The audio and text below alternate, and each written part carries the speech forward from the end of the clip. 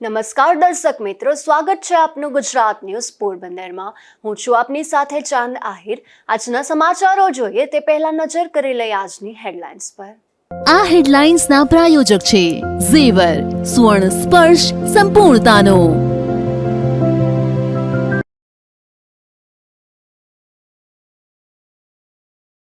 પોરબંદર જિલ્લા ભાજપ પ્રમુખ જીટીપીએલ હાઉસની મુલાકાતે વિકાસને લઈને જીટીપીએલના ડાયરેક્ટર સાથે પ્રમુખે કરી ખાસ ચર્ચા।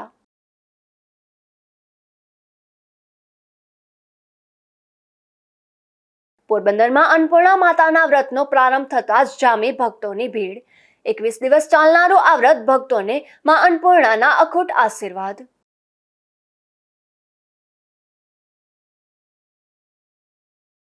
પોરબંદરના બંદર પોલીસ ચોકીથી કીર્તિ મંદિર સુધીનો રસ્તો બિસ્માર।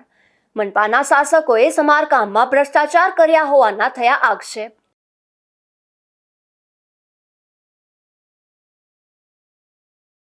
ઉપલેટામાં ગુજરાત કિસાન સભા દ્વારા સરકાર સમક્ષ કરાઈ રજૂઆતો। ખેડૂતો અને કામદારોના પડતર પ્રશ્નો હલ કરવાની સરકાર સમક્ષ રજૂઆત।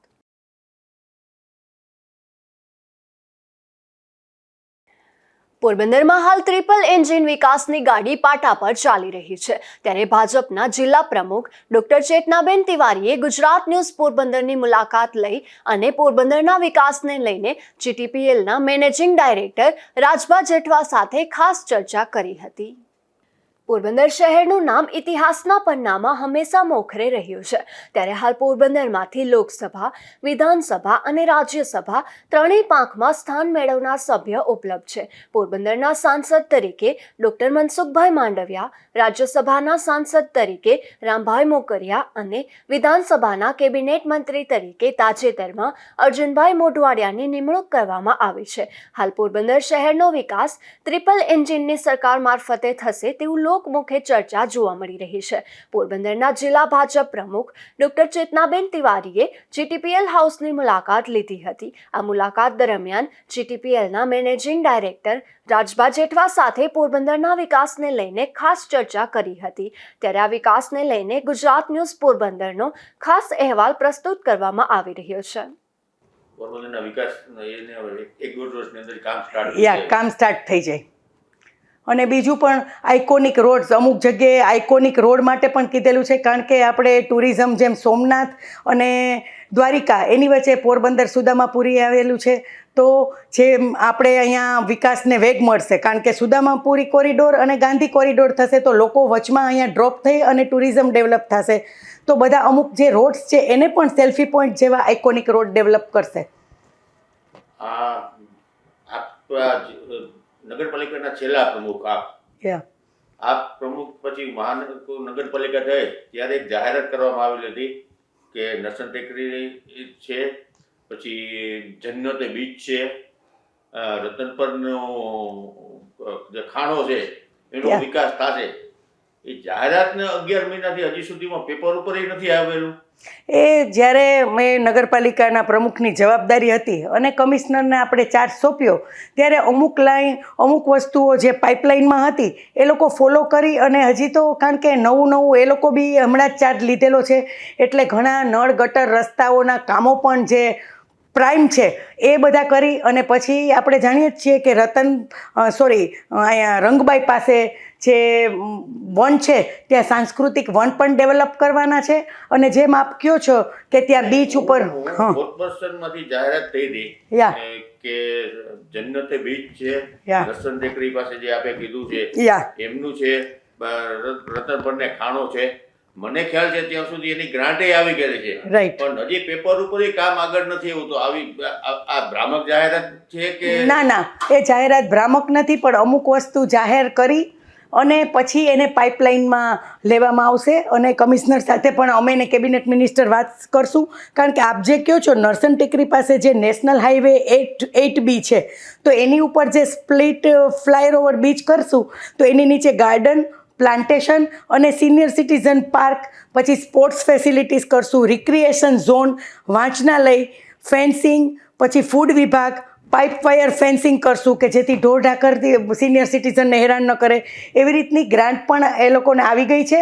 પણ જે છે એ પ્લાન કરી અને પછી કરવામાં આવશે, એટલે તરત ના થાય, પણ પાઇપલાઇનમાં છે. 11 મહિનાનો સમય હજી ઓછો લાગે છે આપને? ના 11 મહિનાનો સમય ઓછો નથી લાગતો, પણ જે બી ગમે એ વિકાસનું કામ કરવું હોય તો એના માટે નિયત ટેન્ડરો કાઢવા પડે. એના માટે પછી એને ઓલું છે એની સિસ્ટમમાં આવે છે કે નહીં, ક્વોલિટી મેન્ટેન થશે કે કેમ, એવી ઘણી ક્વેરીઓ હોય. એ ક્વેરી બધી કરી અને ચોક્કસ એ કામ બી થશે જ. લોકમુખે ચર્ચા એવી છે કે એનું જે એજન્સી છે એને એજન્સીને બોલાવવા પણ નથી આવેલી. ઓકે, તો એ અમે લોકો કંઈ વાંધો નહીં, અમે એને કેબિનેટ મિનિસ્ટર અને આપણે વાત કરશું કમિશનર સાથે અને જરાક એમાં ત્વરિત કરે એવું અમે લોકો એને સલાહ આપીશું. કેબિનેટ મિનિસ્ટરે માનનીય શ્રી મંત્રી શ્રી અર્જુનભાઈએ ગ્રાન્ટ આપી દીધી છે.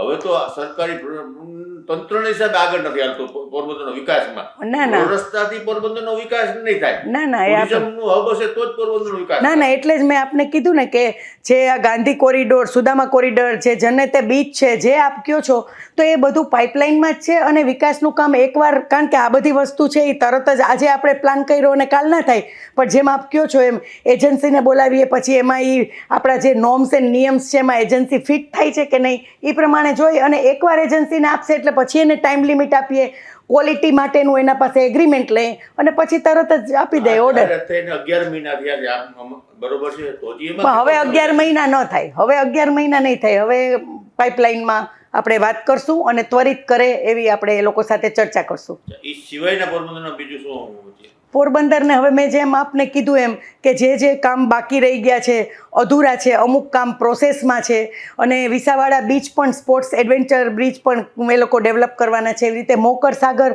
પણ બ્રિજ કરવાના છે, એ આપને ખબર છે. અને અમુક એરિયા કે માનો કે જે રાજીવનગર છે ત્યાં દર વર્ષે લોકો બહુ જ હેરાન થતા હોય છે કારણ કે લેવલના લીધે, તો એ પણ ટોપોગ્રાફી દ્વારા કરી અને સર્વે કરે છે અને એ પણ કામ ચાલુ થશે. એવી જ રીતે કે રેલવેના ફાટક કે જે કેટલા ગામડાઓ 360 જેટલા ગામડાઓ ઓલી બાજુથી બગવદરથી પોરબંદર સાઈડ આવે તો જુબેલીથી જે ફાટક છે તો એ લોકો એના પર પણ ઓવરબ્રિજ કરી અને જે આ ટ્રાફિકનો પ્રોબ્લેમ છે એ સોલ્વ કરવાની પણ એ લોકોએ અત્યારે એજન્સી પરમ દિવસે જ મેં વાત કરી હતી તો એ લોકો આવી અને સર્વે કરી ગયા છે, એટલે કામ ટૂંક સમયમાં ચાલુ થશે. એટલે પોરબંદરવાસી વર્ષ 2 વર્ષની અંદર પોરબંદરનો વિકાસ થાય એવી અપેક્ષા રાખે, એમાં 2 વર્ષમાં લોકોને જોવા મળશે? ના ચોક્કસ, કારણ કે આપણે કેન્દ્રીય મંત્રી શ્રી ડૉક્ટર મનસુખભાઈ માંડવિયા અને આપણા કેબિનેટ મંત્રી શ્રી અર્જુનભાઈ મોઢવાડિયા ખાસ પોરબંદર માટે ઇન્ટરેસ્ટ લઈ અને મનસુખભાઈ કેન્દ્રમાંથી પણ ગ્રાન્ટ લઈ આવે અને આપણા અર્જુનભાઈ છે એ રાજ્યમાંથી લઈ આવી અને પોરબંદરનો સુવર્ણકાળ આવે એવા ફૂલ પ્રયત્ન કરે છે. લોકમુખે એવી ચર્ચા છે કે માંડવિયા સાહેબ અને અર્જુનભાઈ અહીંયા ખૂબ મહેનત કરે છે, ગ્રાન્ટો લેવે છે, પણ એના સરકારી અધિકારી એનાથી પછી ફોલોઅપ લઈને આગળ નથી કરતા. ના એ સરકારી અધિકારી ચોક્કસ કરશે. એમાં અમુક બધા નોર્મ્સ હોય છે, એ બધું બી એ લોકોને કરતાં થોડી વાર લાગે.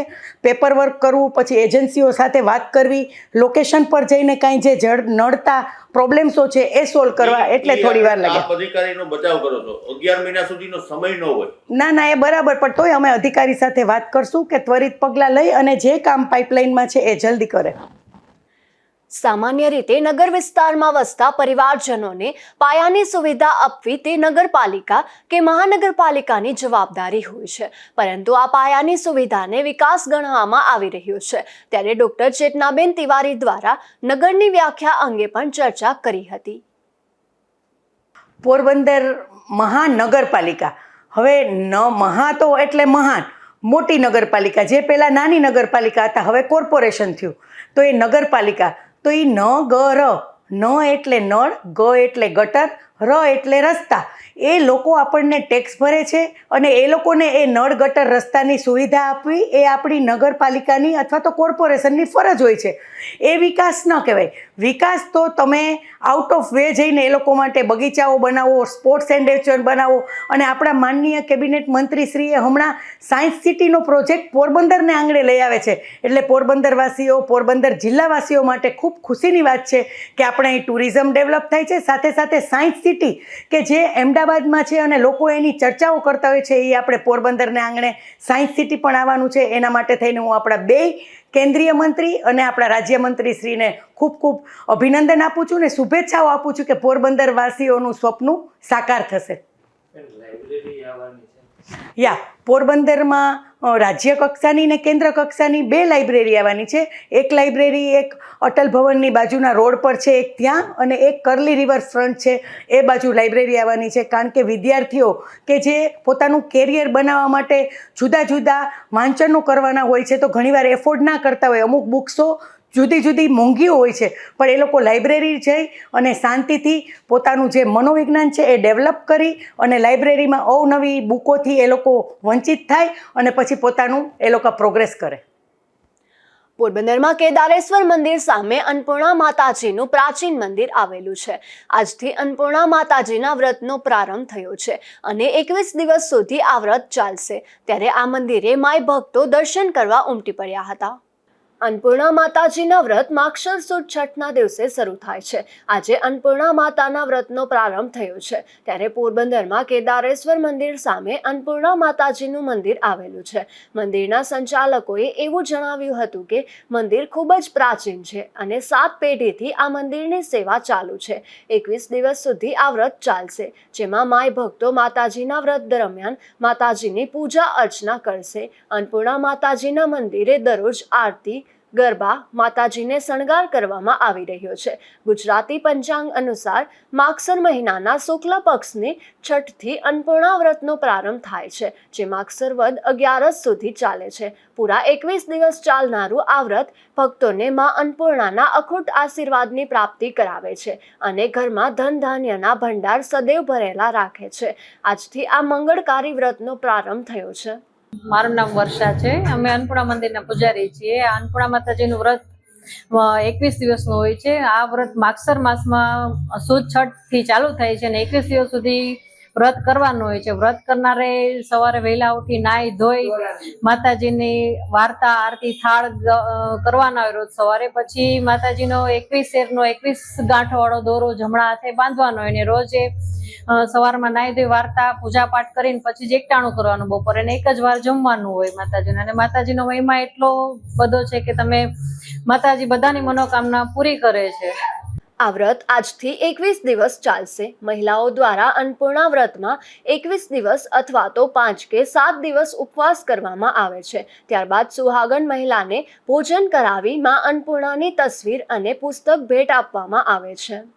હા, મારા હરિશંકર હાથીરામ પેઢીથી 8 પેઢીથી અમે પૂજા પાઠ કરીએ છીએ આવી રીતે, ને લગભગ 300 વર્ષ થયા છે. જૂનું મંદિર છે, માં પ્રગટ થઈને જ બેઠેલા છે.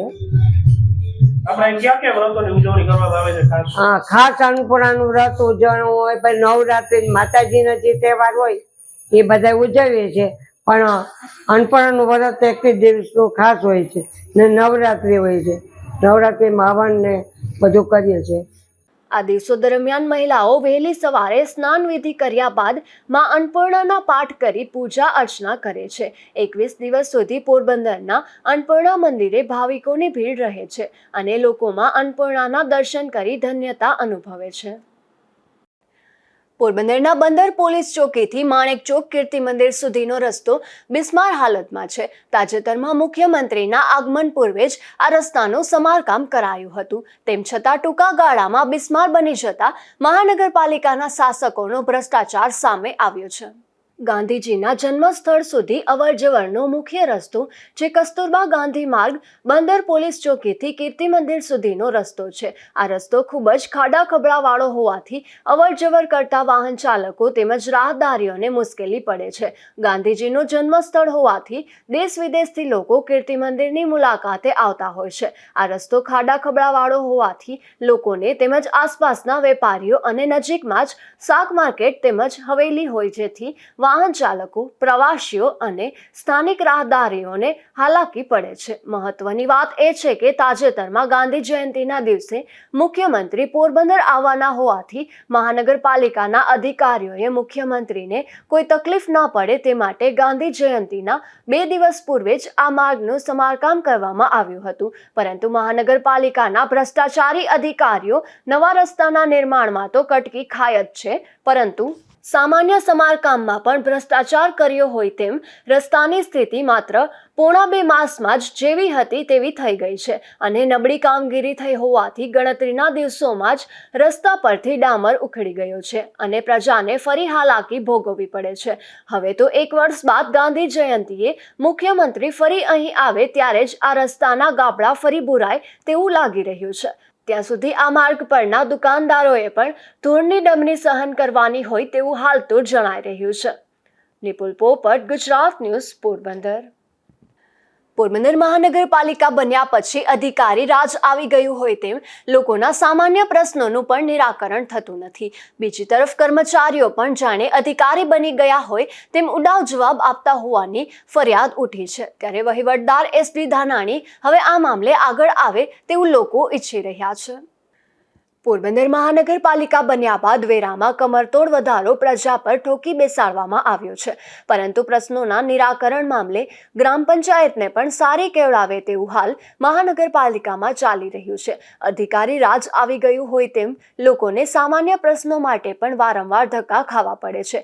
કર્મચારીઓ પણ અરજદારોને ઉડાવ જવાબ આપી દે છે. તાજેતરમાં પેરેડાઇઝ માર્કેટની દુકાનોની હરાજીનું મહાનગરપાલિકાએ તારીખ 25ના રોજ જાહેર કરાયું હતું, પરંતુ હરાજી થઈ છે કે નહીં થઈ, તો કેટલામાં દુકાનોનું વેચાણ થયું ન થઈ હોય તો કારણ શું અને ક્યારે હરાજી થશે તેવા અરજદારોના કોઈ પ્રશ્નો અંગે જવાબ આપવા કર્મચારીઓ તૈયાર ન હતા.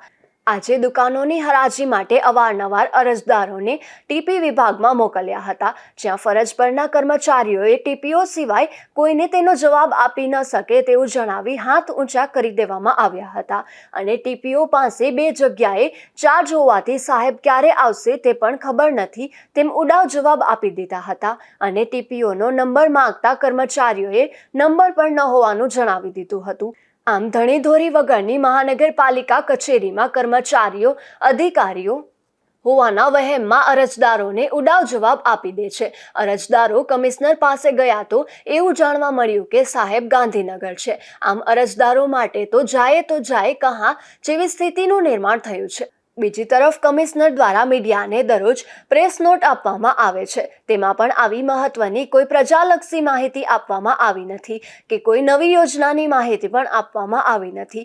માત્ર કેટલા વૃક્ષોની ડાળીઓ કટિંગ કરી, કેટલી સ્ટ્રીટ લાઇટ રિપેર કરી તેવી હાસ્યાસ્પદ પ્રેસ નોટ આપવામાં આવે છે, જે મીડિયા માટે બિનઉપયોગી છે. નવાઈની વાત એ છે કે કોઈ મીડિયા આવા સમાચાર લેતું ન હોવા છતાં મહિને હજારો રૂપિયાનો પગાર મીડિયા વિભાગના કર્મચારીઓને આપવામાં આવે છે અને આ કર્મચારીઓ મીડિયાને લગતી માહિતી આપવાના બદલે આવી બિનજરૂરી પ્રેસ નોટ તૈયાર કરી આપે છે. આવું ઘણા સમયથી ચાલે છે. આ મામલે કમિશનર પ્રજાપતિને મીડિયા દ્વારા અનેક વખત ધ્યાન દોર્યું છે, છતાં સ્થિતિ યથાવત જ જોવા મળે છે. નિપુલ પોપટ, ગુજરાત ન્યૂઝ, પોરબંદર.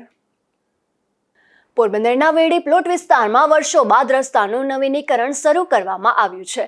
ત્યારે રોડના ખોદકામ દરમિયાન પીવાના પાણીની પાઇપલાઇન તૂટી જતા વેડી પ્લોટ સહિતના વિસ્તારમાં સ્થાનિકોને ભર શિયાળે પીવાનું પાણી વિતરણ થયું ન હતું, જેને લઈને સ્થાનિકમાં રોષ જોવા મળ્યો હતો. તો આ બાબતે આગેવાન દ્વારા રજૂઆત પણ કરાઈ છે.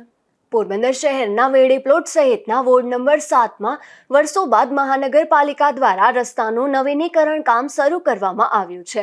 આ વિસ્તારમાં બિસ્માર રસ્તાનું કામ તો શરૂ કરવામાં આવ્યું હતું, પરંતુ આ કામગીરી દરમિયાન બેદરકારીને લઈને અહીંથી પસાર થતી પીવાના પાણીની પાઇપલાઇન તોડી નાખવામાં આવી હતી, જેને લઈને વોર્ડ નંબર 7ના વેડી પ્લોટ શેરી નંબર 4 અને 5માં વિતરણ થતું પીવાના પાણીની પાઇપલાઇન તૂટી જતા આ વિસ્તારમાં ભર શિયાળે તંગી સર્જાય છે, જેને લઈને સ્થાનિકોમાં રોષ જોવા મળી રહ્યો છે.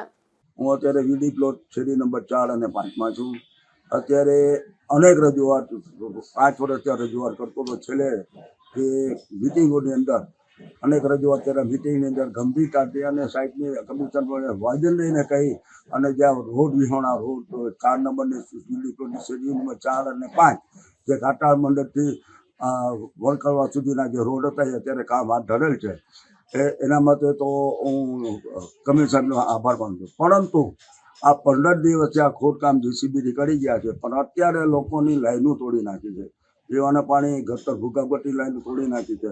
ગઈકાલે હું કમિશનર સાહેબની બાબતમાં લેખિત આપી અને મેં કીધું કે આ રોડ ગમે ત્યારે બને 15 દિવસ બની નથી પણ વહેલો રોડ બને એવી પણ માંગણી છે મારી. પણ એની પહેલાં જે લોકોને પાણી પીવાના તૂટી જાય ભૂગર્ભગટી લાઈન તોડી તાત્કાલિક રિપેર કરવી જોઈએ. કારણ કે લોકો ટ્રાફિક છે, એક તો કાચો રસ્તો છે, લોકો ઠોકરું ખાય છે, પાણી ભરવા માટે ભાગાભાગી કરવી પડે છે, ભાગાભાગી કરવી પડે છે અને વૃદ્ધ લોકોને બહુ તકલીફ છે. તો તાત્કાલિક પહેલાં પાણીની લાઈન ભૂગર્ભ લાઈન રિપેર કરે ને પછી તાત્કાલિક ધોરણે સિમેન્ટ રોડનું કામ ઉપાડે એવી મારી માંગણી છે. અમે આ વિસ્તારમાં રહી છીએ. પાણીની લાઈન બધી તૂટી ગઈ છે ને મોટી લાઈન સા તૂટી ગઈ છે. કટકા બટકા છે, અમારી લાઈન કરાવી દો. અમારે તમે શેરી જોઈ જાઓ. અમારે વિલડી પલટમાં લાઈનો તૂટી ગઈ છે, પાણીની બહુ જ સમસ્યા છે. અમારા પગ દુખે, ખાડા ખબડામાં અમે હાલીને પાણી લાઈન તૂટી ગઈ, જ્યાં સેટ ભરવા જાય છે એટલે અમને સમી કરાવી દો. મોટી લાઈન તૂટી ગઈ. 15 દી થયા, 15 દી થયા. વીડી પ્લોટમાં રોડની કામગીરી દરમિયાન ખોદકામ કરવામાં આવતા પીવાના પાણીની પાઇપલાઇન તૂટી ગઈ છે, જેને લઈને સ્થાનિક આગેવાન જીવનભાઈ જુંગી દ્વારા મ્યુનિસિપલ કમિશનરને લેખિત રજૂઆત કરી હતી. Bureau report, Gujarat news, Porbandar. આજે સંવિધાન દિવસ નિમિત્તે પોરબંદરના ભીમ મહોત્સવ સમિતિ દ્વારા ડોક્ટર બાબા આંબેડકરના બાવલાને ફૂલહાર કરવામાં આવ્યા હતા, જેમાં મોટી સંખ્યામાં આગેવાનો જોડાયા હતા. આજે 26 નવેમ્બર એટલે સમગ્ર ભારતમાં સંવિધાન દિવસ તરીકે ઉજવણી કરવામાં આવે છે. ત્યારે આજે સંવિધાન દિવસ નિમિત્તે પોરબંદરના ભીમ મહોત્સવ સમિતિના સભ્યો બાબુભાઈ પાંડાવદરા, હરદાસભાઈ સાદિયા, મેણનભાઈ સિંગરખિયા, રમેશભાઈ સાદિયા, જયેશ પાંડાવદરા, ગૌતમભાઈ મારુ, બાલુ સિંગરખિયા, ઉમેશ રાઠોડ, નાથાભાઈ સાદિયા, મહેશભાઈ પાંડાવદરા, દેવાભાઈ રાઠોડ અને જયેશ સિંગરખિયા સહિતનાઓ મોટી સંખ્યામાં ઉપસ્થિત રહી ડોક્ટર બાબા સાહેબ આંબેડકરના બાવલાને પુષ્પાંજલિ આપવામાં આવી હતી. વિશ્વ વિભૂતિ મહામાનવ ભારત રત્ન બાબા સાહેબ આંબેડકરે જે આજના દિવસે જે સંવિધાન ઘડ્યું એને બંધારણને જે સંવિધાનના રૂપમાં આપેલું હોય એ સંવિધાનને અનુસંધાને આખા દેશની અંદરમાં પણ સંવિધાન લાગુ છે ને એ સંવિધાનને હિસાબે આખો દેશ ચાલુ છે, લાગુ પડ્યું છે. અને સંવિધાનને હિસાબે જો દેશને ઓલું થતું હોય તો સમાજ માટે, અન્ય સમાજ માટે પણ સંવિધાનની અંદરમાં જોગવાઈ કરેલ છે, બંધારણની અંદરમાં બધા સમાજને આવરી લીધેલ છે. દેશ તો વિશ્વની અંદરમાં પણ બાબા સાહેબ ને જે વિશ્વ વિભૂતિ તરીકે ઓળખતા હોય તો આજે અમારે ભીમ મહોત્સવ સમિતિ પુષ્પાંજલિ માટે અને અમારા સમાજના અમુક લોકો આગેવાનો આવેલા હોય તો આજે સ્વયંભૂ આખા પબ્લિકે બધા સમાજે આવવું જોઈએ, ના કે ખાલી અનુસૂચિત જાતિ લોકોએ આવવું જોઈએ. જેમ સરદારભાઈ વલ્લભભાઈ પટેલની અંદરમાં સ્વયંભૂ ગામ આખું જે પોરબંદર જડબેસ લાખ નીકળ્યું હોય તો એને અનુસ્થાને બાબા સાહેબને પણ જે સંવિધાનને રચયતા હોય તો ત્યાં પણ આવવું જોઈએ. મહિલાઓએ પણ આવવું જોઈએ, કારણ કે મહિલા સશક્તિકરણ અને મહિલાનો એને બધા એક બંધારણની જોગવાઈ મુજબ હકો આપ્યા હોય તો એ બાબા સાહેબની દેન છે. એટલે મારું કહેવાનું છે કે ભાઈ બધા સમાજે નીકળવું જોઈએ અને બાબા સાહેબને આજે સંવિધાન દિવસ હોય એની અંદરમાં સંવિધાનને બધા ઉજવવું જોઈએ. ભીમ મહોત્સવ સમિતિના સભ્યો દ્વારા વધુમાં વધુ લોકો સંવિધાન દિવસ નિમિત્તે ડોક્ટર બાબા આંબેડકરના બાવલાને પુષ્પાંજલિ આપવા અપીલ કરાઈ હતી. Bureau report, Gujarat news, Porbandar. ઉપલેટામાં ગુજરાત કિસાન સભા દ્વારા બાવલા ચોક ખાતે દેખાવો યોજી ખેડૂતોની પડતર માંગો પૂરી કરવા રજૂઆત કરાઈ હતી, જેમાં અતિવૃષ્ટિ, વાવાઝોડા, કમોસમી વરસાદ તેમજ કુદરતી આફતોથી ખેડૂતોને ખૂબ મોટી નુકસાની વેઠવાનો વારો આવ્યો છે. ત્યારે ખેડૂતોના અને કામદારોના પ્રશ્નો હલ કરવાની સરકાર સમક્ષ રજૂઆતો કરાઈ હતી. મારું નામ ખીમાભાઈ રબારી, ગામ ઉપલેટા. આજ રોજ 26 નવેમ્બરના રોજ જે ખેડૂત ઐતિહાસિક દિવસ બનાવી રહ્યા છે ઉપલેટાના બાવલા ચોકની અંદર, કારણ કે છેલ્લા ઘણા વર્ષ સુધી અને એમાં 2021ની સાલમાં જે દિલ્હી બોર્ડર ઉપર અને પંજાબની બોર્ડર ઉપર જે આંદોલન ચાલી રહ્યા હતા એના હિસાબે જે નરેન્દ્ર મોદીની સરકાર અને 3 કૃષિ કાયદાના વિરોધમાં જે આંદોલન ચાલી રહ્યું હતું એની અંદર જે અમારા સાથીદારોમાં ખેડૂત ભાઈઓ શહીદ થયા છે એને સખત વંદન. અને જે લોકો આજે ગણી શકાય કે ખેડૂત આંદોલન એક ઐતિહાસિક આંદોલન હતું એના ભાગરૂપે અમે ઉપલેટાની અંદર આજ શાંતિપૂર્ણ જે 26 નવેમ્બર છે એ ઐતિહાસિક દિવસ બનાવી રહ્યા છીએ. કારણ કે આ ભાજપ સરકાર ખેડૂત વિરોધી સરકાર છે. અનેક સમસ્યાઓ જે ખેડૂતોની છે એ કોઈ નિરાકરણ લાવી શક્યા નથી અને તેના ભાગરૂપે ખેડૂતો આજે પાયમાલ થઈ ગયા છે, એમના ખર્ચા માફ કરવાના છે. બીજા નંબરમાં કે અત્યારે અતિવૃષ્ટિ જે બનેલી છે એના પાકમાં નથી એવા, પછી અત્યારે જે માવઠા રૂપે વરસાદ પડ્યો એમની પણ સહાય નથી મળી, કારણ કે ખેડૂતો અનેક રીતે પીસાઈ રહ્યા છે.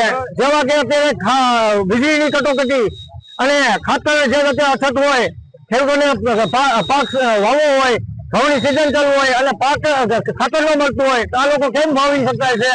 તો આવા અનેક સમસ્યાને પીડા રૂપે કિસાન સભા ઉપેટા માગણી કરી રહી છે કે નરેન્દ્ર મોદી સરકાર હોશમાં આવે અને ખેડૂતોની વાર આવે. જે લોકોને સહાયના પૈસા ચૂકવવાના છે તાત્કાલિક ધોરણે ચૂકવવામાં આવે, એમનો પાકમાં ચૂકવવામાં આવે અને જે ખેડૂતોને સહાય ચૂકવવાની તાત્કાલિક ચૂકવે તો એનો બિયારણ ખાતર અને આ સિઝનમાં લઈ શકે. બસ જય હિન્દ, જય ભારત. મારું નામ ડાયાભાઈ ગજેરા, ગુજરાત કિસાન સભાનો પ્રમુખ છું. આજ રોજ 26 નવેમ્બરે દિલ્હીના ઐતિહાસિક આંદોલનના 5મી વર્ષગાંઠ ઉજવવા સંયુક્ત કિસાન મોરચાએ દેશભરની અંદર આહવાન કર્યું છે. આ આહવાન મુજબ રાજકોટ જિલ્લા સમિતિએ ઉપલેટામાં કાર્યક્રમ કર્યો છે. જે સમયે આંદોલન ચાલતું હતું તે સમયે જે કૃષિ કાયદા પાછા ખેંચ્યા ત્યારે એની સાથે થયેલી માંગો, ખેડૂતોને ટેકાના ભાવનો ગેરંટી કાયદો આપો, ખેડૂતોના તમામ કરજા નાબૂદ કરો, ખેડૂતોને પાક વીમા યોજના આપો અને ખેડૂત ખેત મજદૂરને વૃદ્ધ પેન્શન આપો, આવી માગણીઓ પણ ત્યારે અમે રજૂ કરી હતી. એ માગણીઓ અંગે સરકારે આશ્વાસન આપ્યું હતું, પરંતુ એ આશ્વાસન અંગે આજ દિવસ સુધી સરકારે કોઈ કાર્યવાહી કરી નથી.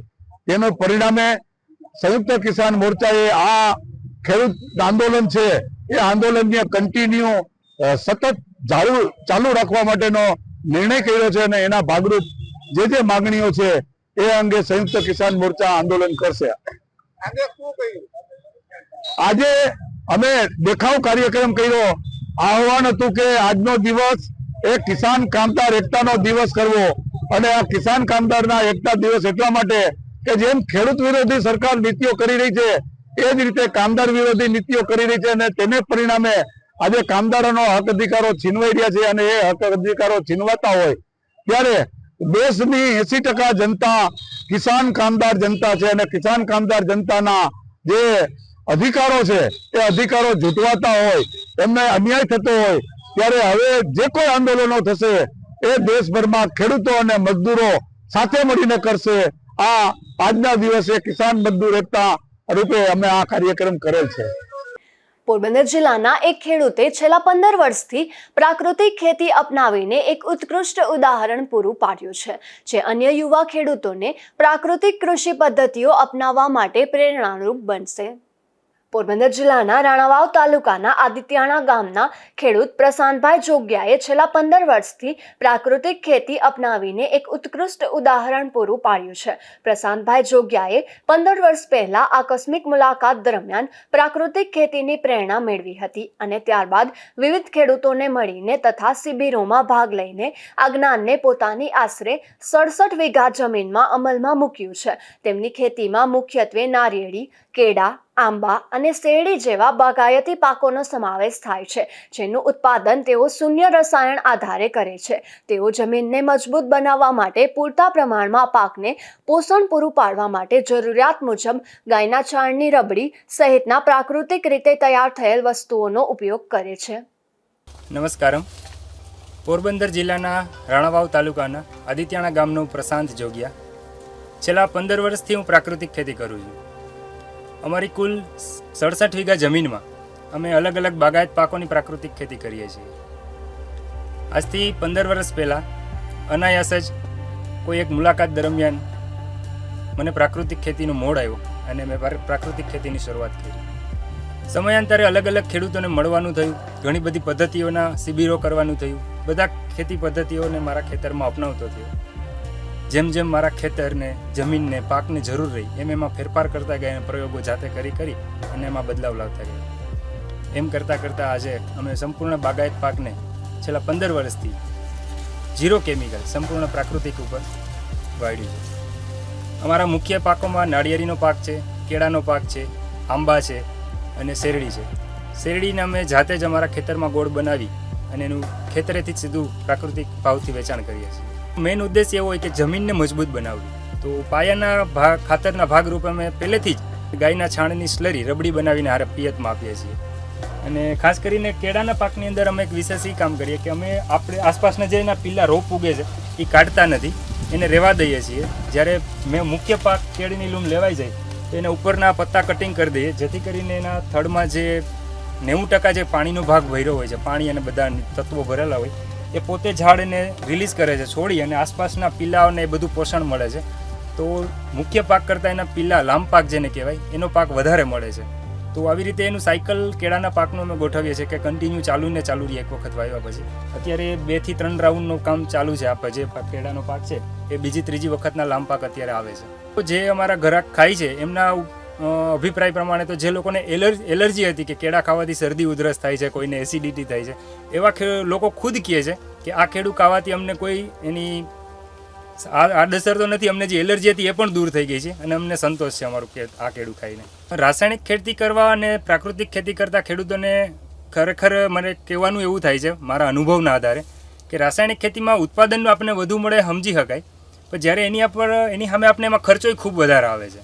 આપણે મોટાભાગની દવા ખાતર એગ્રોની દુકાનેથી મોંઘા ભાવની લઈ આવીને આપણા ખેતરમાં ઉત્પાદન તો ડબલ લઈ લઈએ, પણ આપણો ખર્ચો ખૂબ બધો વયો જાય. જ્યારે પ્રાકૃતિક ખેતીની અંદર ખર્ચો ખૂબ ઓછો આવે છે અને ઉત્પાદનમાં શરૂઆતમાં નહિવત ઘટાડો આવે છે, તો ધીમે ધીમે આપણે ઉત્પાદન પણ રાસાયણિક ખેતી કરતાં સારું એવું લઈ શકીએ. ને ખાલી ઉત્પાદનને ન જોતા એની જો ગુણવત્તાની વાત કરીએ ને, તો ગુણવત્તા ખાવા યોગ્ય ચીજ ઉગાડવા માટે ખરેખર આપણે પ્રાકૃતિક ખેતી જ અપનાવવી જોઈએ. અત્રે ઉલ્લેખનીય છે કે ગુજરાત રાજ્યમાં પ્રાકૃતિક કૃષિના પ્રણેતા અને રાજ્યપાલ આચાર્ય દેવવ્રત તેમજ રાજ્ય સરકાર તરફથી પણ પ્રાકૃતિક કૃષિને પ્રોત્સાહન આપવામાં આવી રહ્યું છે. ત્યારે પોરબંદરના આ ખેડૂત પ્રશાંતભાઈ જોગિયાની પહેલ બિરદાવવા લાયક છે, જે અન્ય યુવા ખેડૂતોને પ્રાકૃતિક કૃષિ પદ્ધતિઓ અપનાવવા માટે પ્રેરણારૂપ બનશે. Bureau report, Gujarat news, Porbandar. Porbandar માર્ગ અને મકાન વિભાગ દ્વારા ગ્રામ્ય વિસ્તારમાં સુરક્ષિત અને સરળ વાહન વ્યવહાર સુનિશ્ચિત કરવા માટે માર્ગ મરામત કામગીરીને ગતિ આપવામાં આવી છે, જેના ભાગરૂપે ભાવપરા સીમસાળા રોડનું સમારકામ ત્વરિત રીતે કરવામાં આવ્યું છે. આ કામગીરીથી ભાવપરા તથા સીમસાળા ગ્રામ્ય વિસ્તારમાં રહેતા નાગરિકોને રોજિંદી અવરજવર તેમજ પરિવહન સેવા વધુ સરળ બનશે.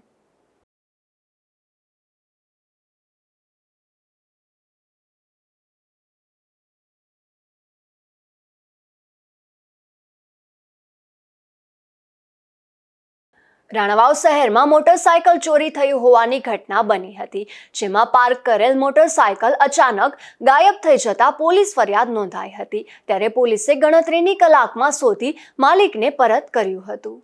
રાણાવાવના પીપળિયા રોડ પર આવેલ ગોલ્ડન સોસાયટીમાં રહેતા અને હાલ BLOમાં ફરજ બજાવતા હાર્દિક દિનકર ઓઝા નામના શિક્ષકે એવી પોલીસ ફરિયાદ નોંધાવી છે કે તે ફરજ દરમિયાન હાઈવે રોડ નજીક આવેલ હનુમાનજી મંદિર નજીક મોટરસાયકલ પાર્ક કરી ફરજ બજાવવા ગયા હતા અને ફરજ બજાવી પરત ફર્યા ત્યારે તેમનું મોટરસાયકલ ત્યાં ન હતું. ત્યારે પોલીસે સમગ્ર બનાવની નોંધ કરી વધુ તપાસ હાથ ધરી હતી અને પોલીસે ગણતરીની કલાકમાં તેમનું મોટરસાયકલ શોધી અને પરત સોંપ્યું હતું.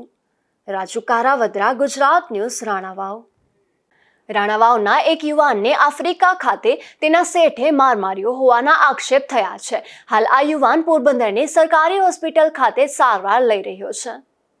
રાણાવાવના મફતિયાપરા બાયપાસ રોડ પર રહેતા સાહમદાર શાહનવાઝ રફીક શાહ નામના યુવાનને સારવાર માટે સરકારી હોસ્પિટલે ખસેડવામાં આવ્યો છે, જ્યાં તેમના પિતાએ મીડિયા સમક્ષ એવું જણાવ્યું હતું કે તેના પુત્રને 1 વર્ષ પહેલા આફ્રિકા એક દુકાનમાં નોકરી માટે મોકલ્યો હતો, જ્યાં 6 માસ બાદ તેમને શેઠે ચોરીનો આક્ષેપ કરી માર માર્યો હતો. ત્યારબાદ તાજેતરમાં પણ તેના પર ચોરીના આક્ષેપ કરી માર માર્યો હતો. આથી યુવાન 4 દિવસ પહેલા વતન આવી ગયો હતો, જ્યાં તેની તબિયત ફરી લથડતા સારવાર માટે સરકારી હોસ્પિટલે ખસેડવામાં આવ્યો છે અને પોલીસે યુવાનના નિવેદનની તજવીજ હાથ ધરી છે. મારું નામ રફીક શાહ લતીફ શાહ સામદાર છે. હું રાણાવાવમાં રહું છું, મફતિયાપરા બાયપાસ મામલતદાર કોટરની પાછળ, બરોબર. ને મારું કામ મજૂરી કામ છે, છૂટક મજૂરી કામ કરીને ઘર ચલાવું છું. મારા છોકરાનું નામ શાહનવાઝ શાહમદાર રફીક શાહ છે, બરોબર. ને તેને મેં આફ્રિકન કોંગોમાં મોકલેલો હતો, આપણે મનસુરભાઈ સોલંકી હસ્તુ, બરોબર. એમના જમાઈને ત્યાં જ કંપની છે, એને મોકલ્યો હતો મેં.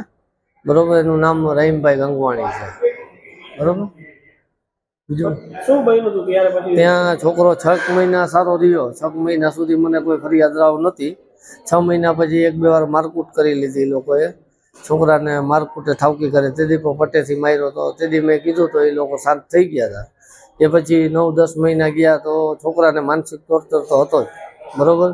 પછી પોતે ત્યાં વયા આવ્યા, રાજકોટ લગ્નમાં આવ્યા હતા. મારા છોકરાને દુકાન સોંપી દીધી એ લોકોએ. દુકાન સોંપ્યા પછી એના ભાઈની દુકાન હતી. એના ભાઈનું જે કંઈ બધું ખોટું સાચું હતું એ મારા છોકરા ઉપર આક્ષેપ કરી સોંપી દીધું પાછા જઈને એ લોકોએ. ને પછી માર્યો મારા છોકરાને. એટલે મારા છોકરા ઉપર ખોટા આક્ષેપ કર્યા, મારકૂટ કરી, હાથના ભાગે માર્યો, લોહી બહુ નીકળ્યા, એને ઈજા થઈ. માથાના ભાગે વાસામાં ને પટ્ટા માર્યા હાથ પગમાં ને. બરોબર. પછી મેં એ લોકોને કીધું કે મારા છોકરા વાત કરાવો તો મને 5 દિવસ સુધી વાત ન કરાવીને છોકરાને મારીને ગોંધી રાખ્યો. એ પછી એ લોકોએ મને છે ને કીધું કે તમે પૈસા ભરશો તો હું તમારા છોકરાને પાછો મોકલીશ. બરોબર. એટલે મેં એમને કીધું કે ભાઈ હું ગરીબ માણસ છું, મારા આગળ પૈસા આટલા બધા ક્યાંથી હોય? તમે મારા છોકરાને મને વાત કરાવો, મારા છોકરાનું શું વાક છે શું નથી હું કહી શકું, વાત કરી શકું તો મને ખબર પડે. હું બીજા કોઈકને વાત કરું તો મને કે એ કંઈ ઇમ્પોસિબલ, હું તમને વાત નહીં કરાવી શકું. તમે પહેલાં પૈસા મારા હાથમાં આવશે પછી હું તમારા છોકરાથી વાત કરાવીશ. એમ કરી એમને ધમકી મારીને એ લોકોએ ફોન કાપી નાખ્યો. બરોબર. પછી મારાથી ન રહેવાનું એટલે મેં બધીમાં ફરિયાદો કરી. બરોબર છે. રાણાઓ પોલીસ સ્ટેશનમાં ફરિયાદ કરી હતી મેં પછી કલેક્ટરમાં ફરિયાદ કરી હતી, ડીવાયએસપીમાં ફરિયાદ કરી, ગાંધીનગર કરી હતી, હર્ષવર્ધનમાં આપણે હર્ષ જે ગાંધીનગરના અંદર હર્ષવર્ધન છે ને એને કહી દીધી ફરિયાદ. પછી દિલ્હીમાં ફરિયાદ કરી હતી, આફ્રિકન એમ્બેસીમાં ફરિયાદ મારી હતી. બરોબર. જ્યાં મારાથી પહોંચ થઈ ત્યાં બધે મારા આગેવાનોએ મને ભેગા લઈને ફરિયાદ કરાવી દીધી.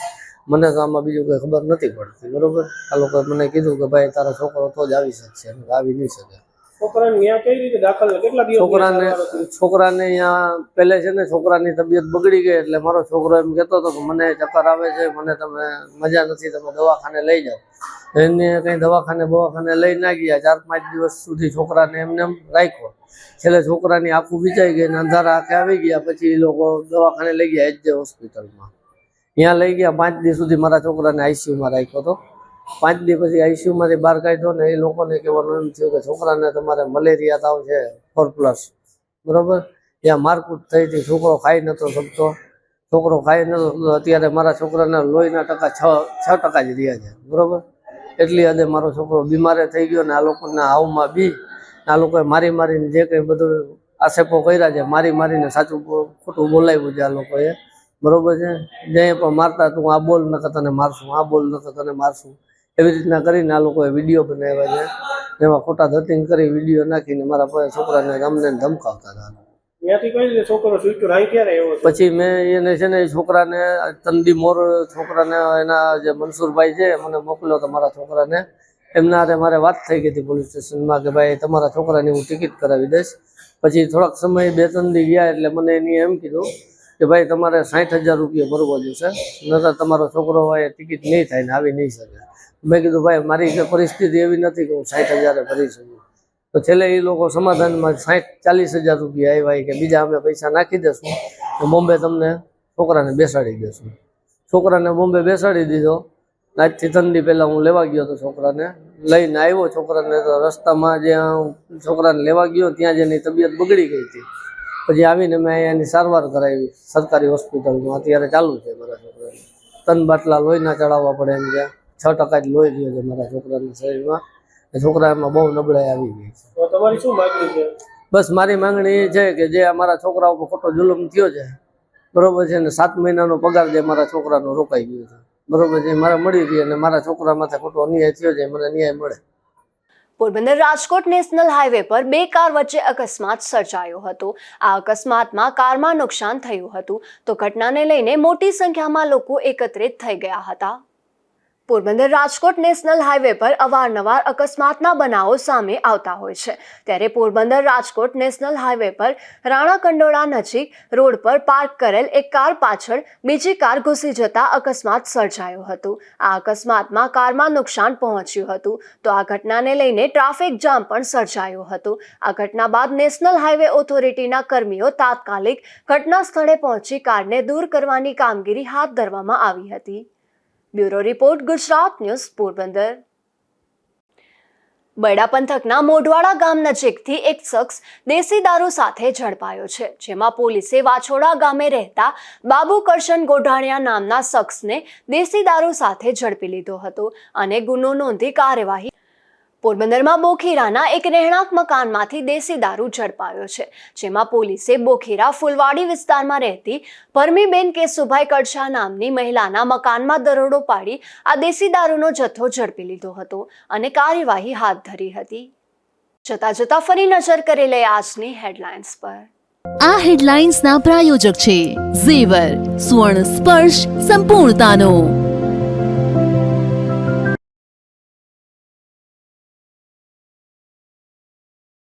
પોરબંદર જિલ્લા ભાજપ પ્રમુખ જીટીપીએલ હાઉસની મુલાકાતે વિકાસને લઈને જીટીપીએલના ડાયરેક્ટર સાથે પ્રમુખે કરી ખાસ ચર્ચા.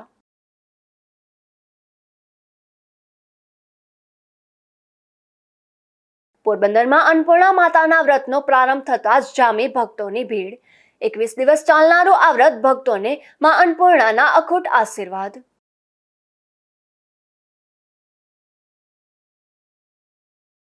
પોરબંદરના બંદર પોલીસ ચોકીથી કીર્તિ મંદિર સુધીનો રસ્તો બિસ્માર. મનપાના શાસકોએ સમારકામમાં ભ્રષ્ટાચાર કર્યા હોવાના થયા આક્ષેપ.